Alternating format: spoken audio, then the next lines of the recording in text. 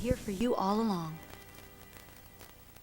CNN in Time, the Sunday news magazine, 9 Eastern, only on CNN. It's Thursday, June 8th, 2000. Tonight on CNN NewsStand. Welcome to PainfulReality.com. The simple answer is we ran out of money. We have no money to pay our employees or to pay any severance. They always told us what goes up comes down.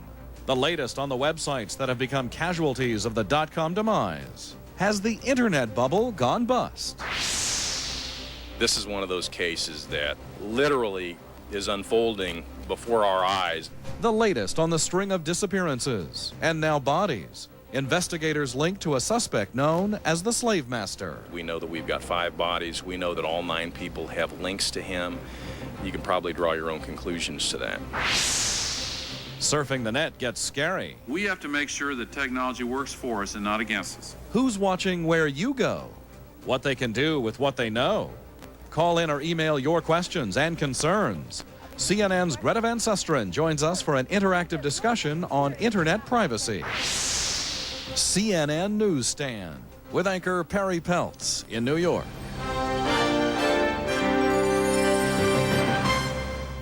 Good evening. Generations after the Sears catalog and the Avon lady first delivered goods directly to buyers, cyber commerce is drawing millions of customers. Online entrepreneurs have also downloaded dreams of financial success into internet startups. But are we seeing the beginnings of a major shakeout among internet companies? CNN FN's Fred Katayama tells us about some major casualties of e-commerce. Many people who job hop to join the internet gold rush are finding their dreams are not panning out. Just this week alone, the online magazine Salon.com said it's laying off 9% of its staff. The crime news website APBnews.com fired its 140 employees, including Rachel Henderson, who is currently volunteering her services in the hopes the company will be rescued. I was completely shocked. This is a great organization. I just couldn't believe that it went under. I just didn't want to believe it. The simple answer is we ran out of money. We have no money to pay our employees or to pay any severance. The employment consulting firm Challenger Gray & Christmas reports in its inaugural survey that dot-com firms announced 654 job cuts in May. That's just a fraction of the 27,000 layoffs across all sectors. But look for more pink slips amidst the shakeout that has seen high-profile internet retailers ToySmart and Boo.com go bust. That's the first time we've really seen the dot-com sector begin to announce layoffs. It suggests that we are at the beginning of what could be a littering of job cuts. The tech stock meltdown has dried up funding sources for many startups. And nervous investors now demand that those spendthrift companies turn out profits. So companies are tightening their wallets. In New York's internet district called Silicon Alley, some workers were anxious. We're kind of in this period where no one really knows what's going on. We're waiting for the CEO to really tell us. I know 2 people that have been laid off in the last 3 weeks. The mood has definitely changed. But experts say internet workers who are fired can easily find employment. And the internet economy is still creating jobs, with everyone from steel makers to automakers building their online operations. Internet wannabes can also look for new jobs at old economy companies. Fred Katayama, CNN Financial News, New York. We have more insight from an expert who closely follows internet commerce. Randall Rothenberg edits a quarterly journal called Strategy and Business and writes for the trade publication Advertising Age. Randy, thanks for being with us. Pleasure, Perry. We are clearly experiencing a major shakeout. Is these IPOs making of all this money, is it over? Well, the frenzy is over. It's done. That's it. It's the end of it. The internet is with us forever. It's the most significant business transformation since the telephone and the auto. But the craziness is gone. The pyramid schemes that we were all falling prey to, that's done. But why is it all over? It was, not so long ago that people were saying, Wall Street was saying, we don't want to see these companies making money. We just want to see the potential to make money down the road. It feels to me, at least, like this has turned around very quickly. Well, I think people finally realize that saying we don't want a company to make money is like saying I don't want a doctor to cure me. I mean, the purpose of companies is to make profits for their owners and investors.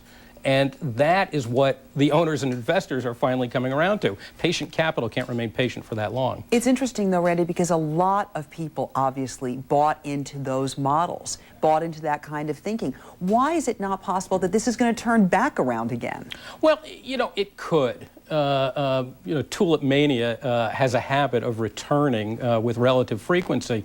But the fact is, I think, we've been around long enough and we've seen the failures. And I think more to the point, we've seen the irrationality of so many of the business models underlying internet companies. And I'm glad you didn't use the term irrational exuberance.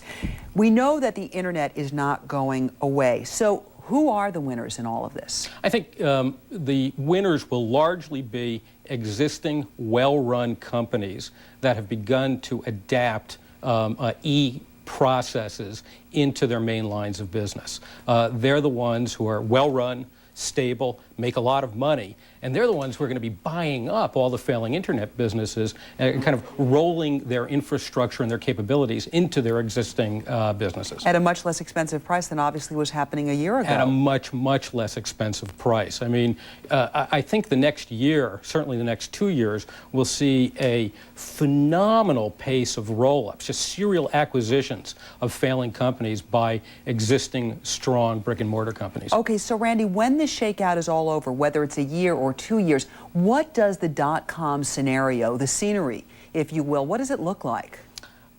I'd say that somewhere between 75 and 90% of the publicly traded dot-coms that exist today will be out of business, at least in as much they will no longer be independent dot-com businesses. They'll be part of larger operations. They'll have been absorbed or they'll have gone under.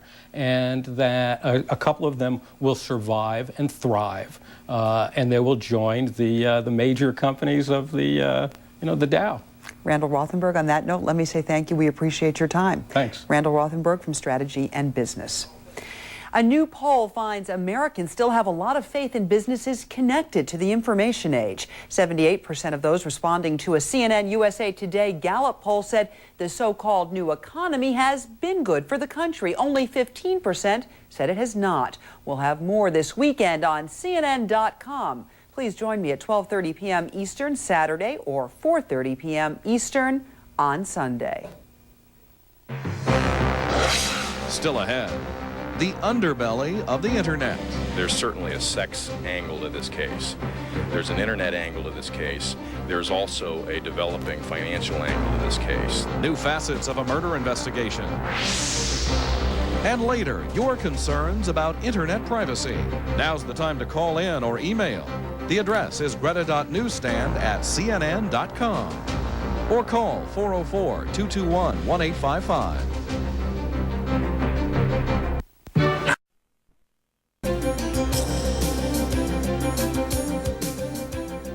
He was known on the internet as Slave Master, but police say John Edward Robinson may have craved much more than sadomasochistic sex. Investigators say Robinson claimed to be a philanthropist and may have lured women to a brutal death. CNN national correspondent Gary Tuchman now with an investigation that continues to grow and a search for even more victims. In a rural Kansas county that rarely has violent crime, they searched 16 acres of farmland and a trailer home for murder evidence. We plan on working, just crawling, if you will, in any possible location under the trailer home where anything might be. The farmland is owned by John Edward Robinson Sr., who was jailed this weekend on sexual assault charges. After his arrest, 5 women's bodies were found in barrels, 2 on his farm, and 3 in a storage unit he rented. In addition, 4 other people missing since the 1980s have been connected to him. I'm not going to say that I think he's killed 9 people. What I'm going to say is he's certainly a suspect in all 9 of those cases. Robinson allegedly solicited sadomasochistic sex on the internet and lured women with money and jobs. A county prosecutor was asked if it's possible more than 9 victims are involved. I think it'd be very irresponsible to say that that's not a possibility. This is one of those cases that literally is unfolding before our eyes. Authorities say Robinson is married and his wife is cooperating in the investigation. Meanwhile, a spokesman for the suspect's family issued a statement. The John Robinson we know has always been a loving and caring husband and father, the type of parent who has never missed a sporting event, a school function, or missed an opportunity to be there for his family. Prosecutors expect to file formal murder charges in a few days. For now, Robinson remains in jail in lieu of $5 million bond. A bond extremely high for a sexual assault case, but believed reasonable by the judge because of the other legal action likely to soon take place. Gary Tuckman, CNN, Lynn County, Kansas. Even though Robinson allegedly solicited sex over the internet, investigators say only one of the victims appears to have been with him for that purpose. Later in our show, CNN's Greta Van Susteren hosts an interactive discussion about internet privacy. Well, the privacy of children who use the internet is under increased scrutiny. A survey commissioned by Congress and released today finds 1 out of 5 children online ages 10 to 17 has received unwanted solicitations for sex.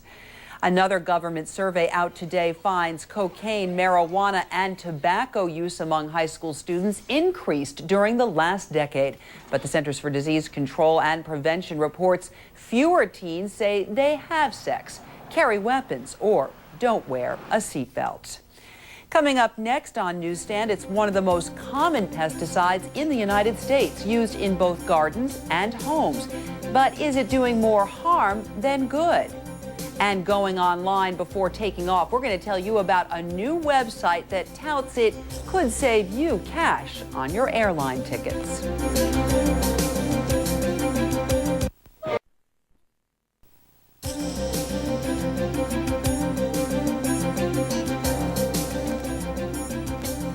Now, some of the evening's other top stories. The nation's 3 biggest automakers, Ford, General Motors, and Chrysler, say they will extend health care benefits to domestic partners of their gay employees.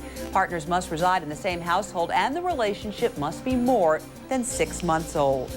Senate Republicans today defeated the so-called Patients' Bill of Rights proposal, which would have given HMO patients broad rights to sue their providers for denying health care. Sources on both sides say efforts to pass some kind of patients' rights bill will continue. One of the nation's most widely used pesticides will be phased out because the Environmental Protection Agency says it could pose a health risk to children. The chemical is sold under the names Dursban and Lorsban. An FDA official tells a congressional panel old computers and a lack of inspectors make it hard to stop counterfeit drug ingredients from entering the United States. The Food and Drug Administration says those ingredients may have injured or killed U.S. patients. You may soon have another option in your internet search for airline tickets. A company so new it doesn't yet have a name says it can beat all internet competition by accessing billions of travel combinations. T2, as the company is currently known, must first pass an antitrust test with the Justice Department and Congress. Competitors say, and T2 denies, it's in cahoots with 5 major air carriers. What we are concerned about is that the airline owners of T2 and the other carriers that are going to be participating as non-equity owners have agreed together in a cartel-type fashion to restrict that flow of data. There is no such thing. We have no exclusive arrangement with anybody. We have access to the same data, the same fares as anybody else. Don't look for T2 on the internet quite yet. Officials say they hope to have a name and be available for bookings by late summer. Flying from the United States to Asia will soon be faster. Starting next month, Russia and Canada will allow air traffic to fly a more expeditious route over the North Pole. For example, a New York to Singapore flight will save airlines about 3 hours flying time and tons of money in fuel costs and landing fees, thanks to fewer stopovers. And if Air Force One gave frequent flyer credits, President Clinton would have earned plenty in the past 24 hours. Mr. Clinton made a quick one-day trip to Tokyo to attend a memorial for former Japanese Prime Minister Keizo Obichu, who died last month. While there, the president met with Obuchi's successor, Yoshiri Mori and South Korean President Kim Dae-jung. After 8 hours in Japan, the president flew home, landing at Andrews Air Force Base in Maryland, near Washington. The maker of some of our most familiar household products is trying to get its financial house in order. Details from Stuart Varney in our Moneyline update. Thanks, Perri. Procter & Gamble, maker of Ivory soap and Pampers diapers, tumbled more than $6 on an earnings warning and a management shakeup. Chief Executive Dirk Yeager quit abruptly today amid the company's ongoing profit woes. P&G earnings for the quarter were estimated at 55 cents a share. Analysts were looking for 64 cents.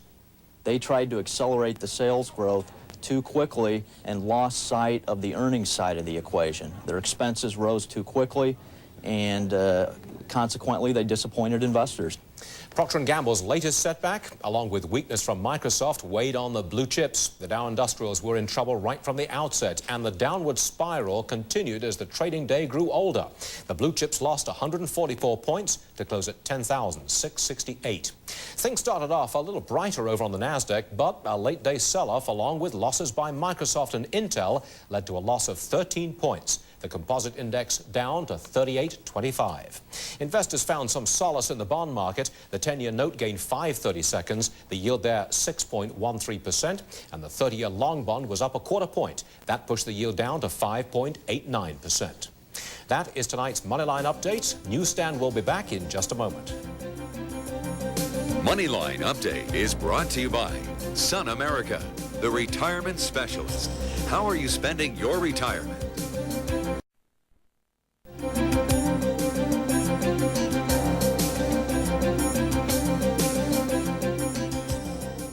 The Toledo Mud Hens may be getting their most notoriety since the hit TV series MASH. The Mud Hens, you may recall, were the object of the undying affection of Toledo native Corporal Max Klinger.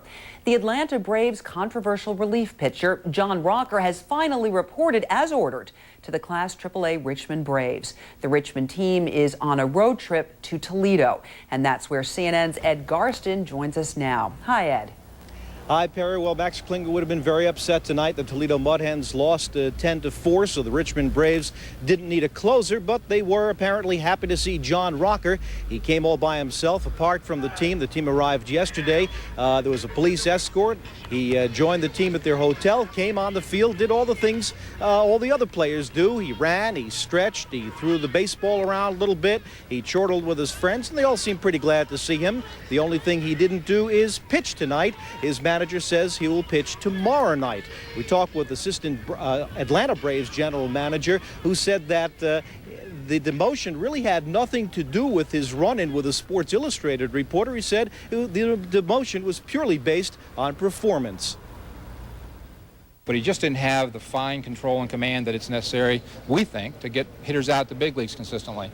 And if Bobby Cox needs a closer, which he does, you can't have another guy warming up behind him every night, or you're going to wear your bullpen out. And that's the position we've been in for the last 10 days, that Bobby's had to warm up two guys at the end of the ball game. Well, we talked to manager Randy Ingles, who said Rocker's presence didn't really have anything to do with the Richmond Braves' loss tonight. They just had a bad night. The Mud Hens were happy, though. They got twice the normal crowd than they usually do. Perri? And that's a good thing. CNN's Ed Garston in Toledo. Thanks so much. You bet. We're going to take a break. Newsstand will be back in just a minute. Up next, whether it's the old masters or, well, you decide what it is. I'm hoping that it'll break all the rules and force people to rethink about the art world itself. We'll take an artful approach to the art on the internet. But who's watching whom? Stay tuned for our interactive discussion on internet privacy. You can take part by emailing greta.newsstand@cnn.com. or call 404-221-1855.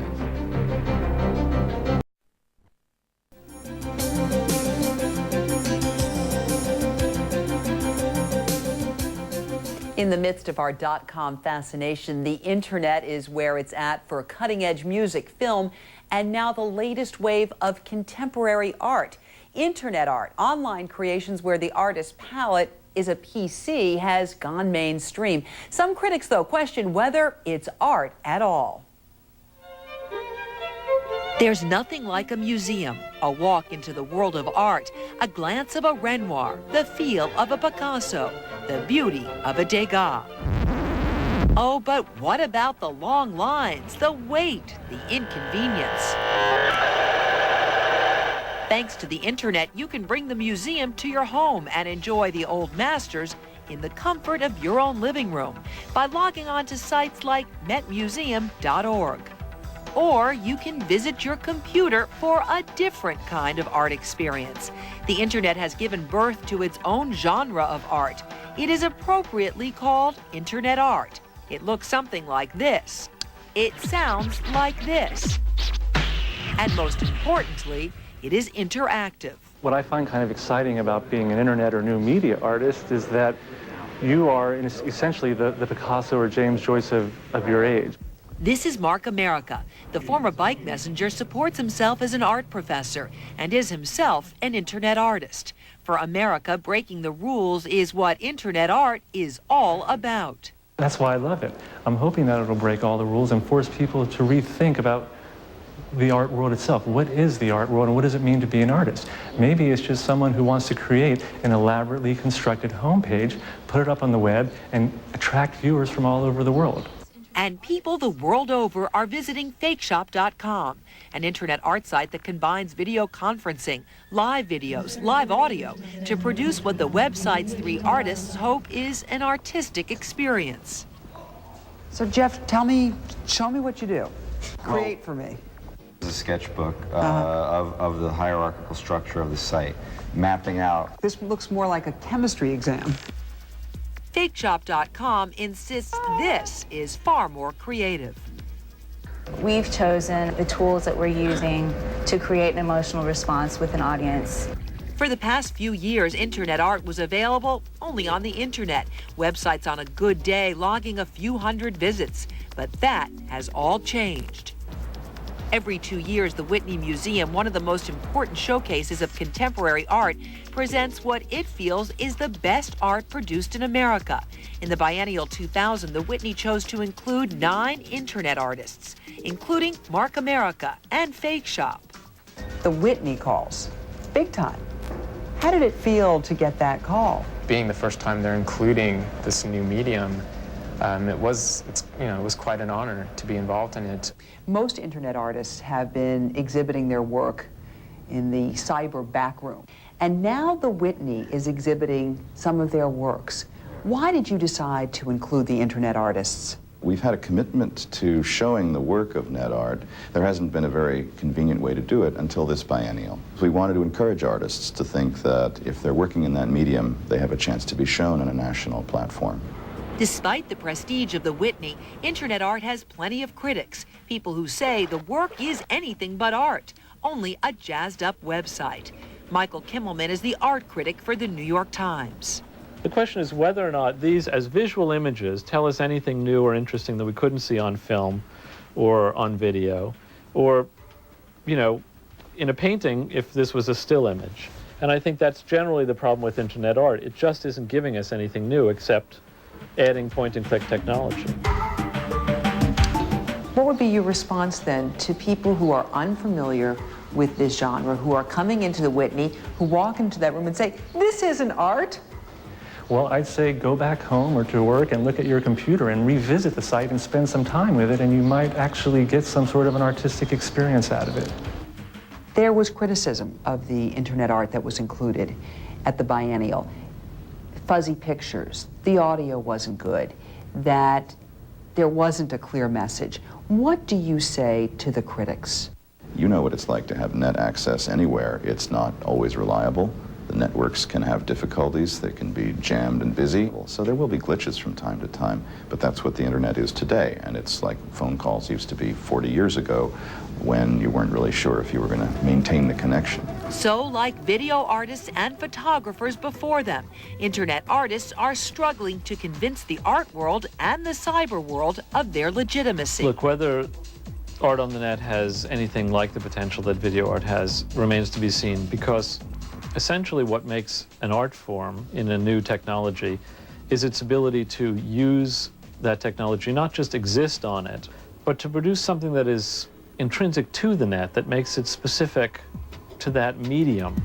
You could say internet art is like a liquid substance because the technology it uses changes as fast as the viewer clicks and drags the mouse. Ultimately, this means the technology used today will become obsolete tomorrow, a serious challenge for the internet art collector. Let's say, Mark, that I'm a big Mark America fan. How do I collect your work? You can't collect my work on the internet. It's for free. It's in the public domain. Everyone has access to it. So therefore, you can't own my work. You can't sell your artwork. How do you survive? I'm not so concerned about surviving as an artist on the internet. Lots of things come in. You can get grants, commissions, consultancies. You can make money doing web designs. America believes that not only do internet artists have no reason to think they'll starve, but insist that they can reach an audience far greater than any museum could by creating and disseminating work through the net. Anybody can become an artist, and by putting it on the internet, anybody can locate an audience, perhaps an audience of great size, and from that point, build a community around that artwork. Well, if you want to see more of Mark America's work, you can log on to www.altx.com. And if you like the art, you can still see parts of the Whitney Biennial exhibit, including the Internet Art Gallery. That's through next week. The Whitney also plans on devoting an entire show to Internet art. That's scheduled for next spring. Next, our interactive discussion of Internet privacy. The address is greta.newsstand@cnn.com or call 404-221-1855.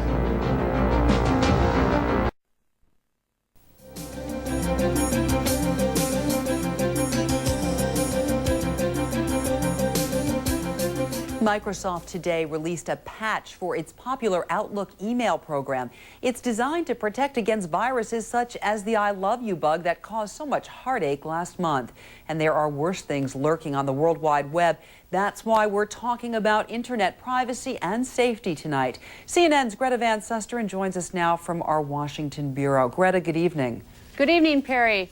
FBI agents will meet tomorrow with security experts who say they've discovered hackers have embedded a malicious program disguised as a movie clip on 2,000 commercial and home computers in what may be a prelude to an attack designed to shut down websites.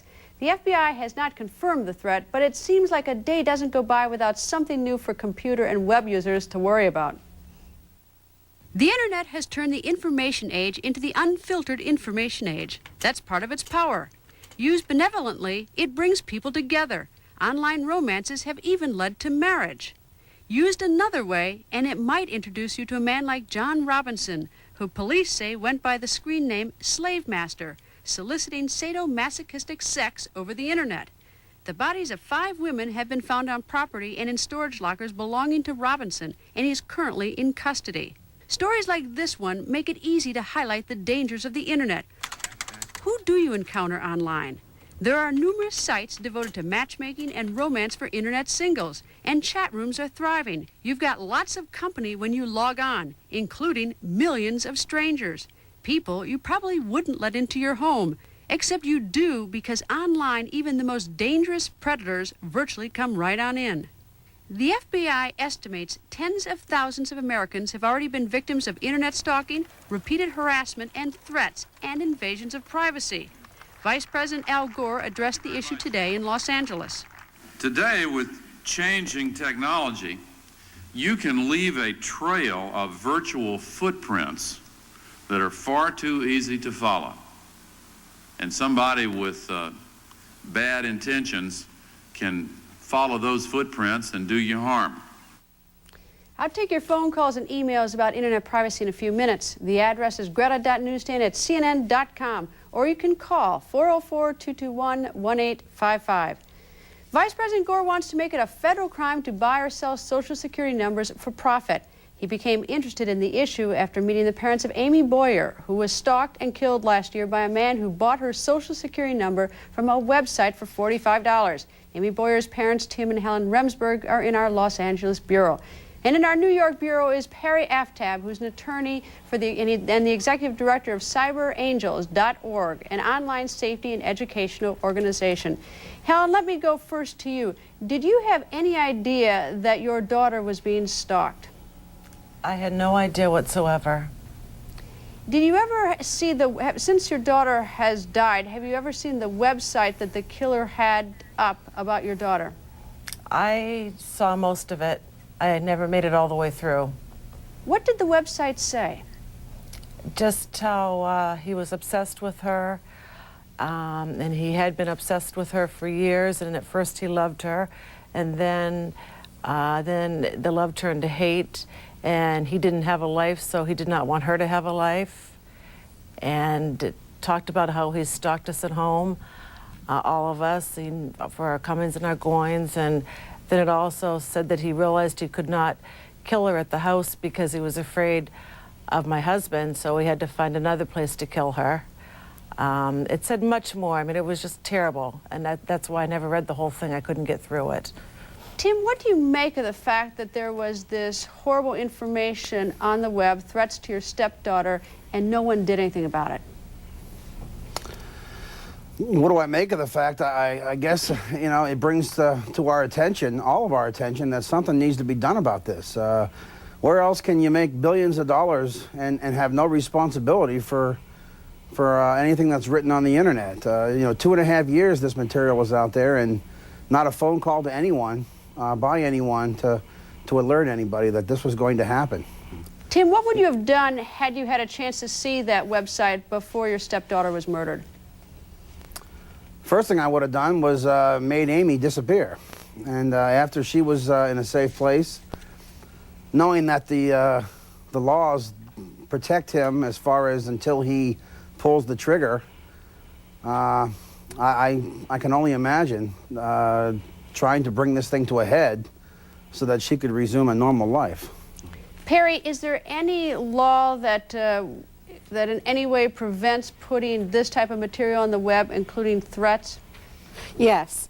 23 states in the United States have cyber stalking laws, and there's a federal bill that's gotten through the House and is pending before the Senate, making cyber stalking a federal crime. What is cyber stalking? What is it? Cyber stalking is using the internet either as a tool to intimidate somebody or to threaten their lives. Either you met them online and it stayed online, or you knew them offline and it moved online, or you met them online and it moved offline, but involving the internet in making threats to people. You know, it's so curious, Perri, is that you hear about the horrible death of Amy, but then you also hear about the murders in Kansas, where a woman apparently met a man online and then she moved to Kansas. Is that common, that people meet online and they'll actually go meet each other? Unfortunately, it's far too common. And a lot of people park common sense at the edge of their computer, and they get online. There are a lot of very lonely people out there who are not as careful as they should be. There was a recent death down in Texas of a 20-year-old college student as well. And I wanted to mention to Amy's parents that I am so sorry. I'm aware of this case, and at Cyber Angels, we take in 500 complaints of cyber stalking victims a day. We have a special group that does nothing but trace cyber stalkers, and we have a whole initiative trying to keep people out of trouble. So I'm so sorry we didn't know about what had happened to Amy beforehand. We're going to take a break. We're going to come back and we're going to include your phone calls and emails. The address is greta.newsstand@cnn.com or call 404-221-1855. Welcome back to Newsstand, where we're talking about internet privacy concerns. And we have an email from a viewer which reads as follows. With all these horrible things happening, isn't it about time the government steps in and figures out a way to regulate the internet? Tim, let me ask that question of you. Do you think that the government should step in and put more regulation in on the internet? Well, regulation is a strong word. I'm not really sure if regulation is what we need. I'm asking for monitoring the internet and letting the laws, changing the laws, and having law enforcement in the different areas take care of the problem. Helen, did you talk to the Vice President today about the government stepping in to put some protection, not just on Social Security numbers, but other sort of monitoring? I don't believe I talked to him about that. What did you talk with the Vice President about? We talked about the Social Security number, and we also talked about like when he met us in New Hampshire, and you know, just how we were doing and stuff. And I do believe that he knows, you know, things do have to be done, and I think he's all for that. As far as I'm not sure what he, you know, whether it's going to be a monitor or what, but I know he believes in getting a bill as far as buying somebody's Social Security number. That's the first step. We have a caller on the phone from the state of Florida. Go ahead, caller. Hi, thank you very much for taking my call. Talking about all of these ideas about regulating and everything, I can understand where we need to step in situations like with the couple here with the daughter. Very sorry to hear about that. On the other hand, I know of a situation where two people I know, one named Dave, one named Mike. Dave was arrested for receiving and distributing illegal pornography over the net. Okay, he did that. There's no question about it. I will say in his defense that he has had major brain injuries as a child. He's been on SSI all his adult life. We've got quite a bit of problems there. But the Florida Department of Law Enforcement then turned around and arrested his roommate, stating that his roommate, who was away at work 11, 12 hours a day, should have known about this activity and did nothing to stop it. Well, the one time he did become aware that there were some illegal images on his computer, he immediately erased them, and they went back and were able to do a procedure to determine what had been on the computer previously. And now they're saying that because he erased these files, that's proof that he had them and tried to get rid of the evidence.